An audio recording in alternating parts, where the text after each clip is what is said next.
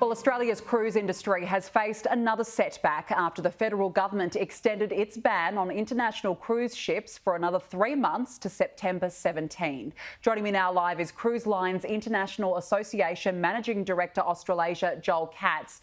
Joel, were you surprised by this decision? Good afternoon, Danica. Look, we weren't. The extension was not unexpected.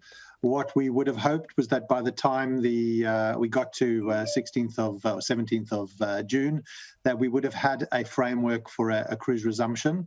We've been working with the government for well over a year, and we're really looking for a pathway forward. 18,000 jobs around Australia are dependent on the cruise industry, and they're all looking for some sort of certainty about when they can get back to work. Well, as you just said, you've been working with the government for the last year. The industry itself has worked hard to develop a number of COVID policies for people to be able to cruise again. So what do you think the issue is here? Look, we know that our government has taken a very conservative approach with COVID, and that's why we're in such a strong position as a country. But at the same time, we do believe that there is a pathway for a responsible resumption of cruising. While those international borders remain closed, let's offer domestic cruising within our borders, carrying Australians only.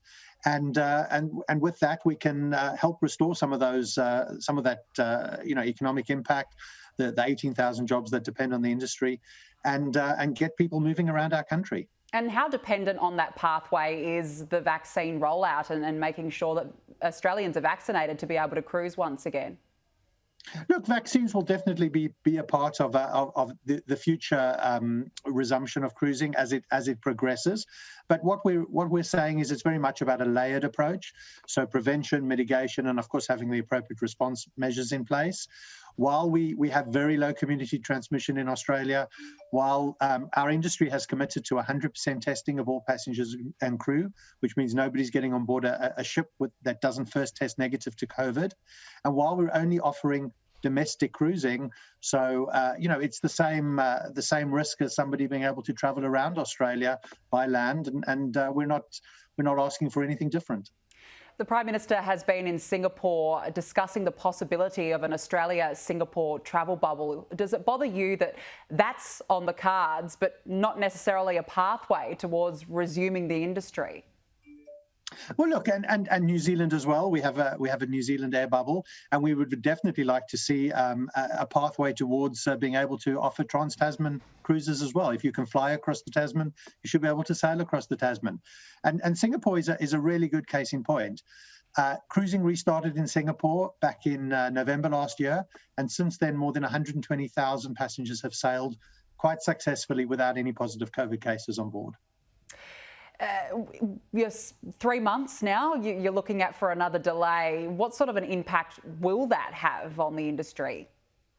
Well, it does have a significant impact. The cruise industry has long lead times. So even if the government was saying to us today that you can start tomorrow, those ships would still take between 2 and 3 months to get crewed, staffed, stored and back to Australia. So we're really saying to the government, even if we were going to see a restart later in the year, we need that pathway now so that everybody can plan. The travel agents, the tour operators, and of course the food and beverage suppliers who supply all that food that the industry buys.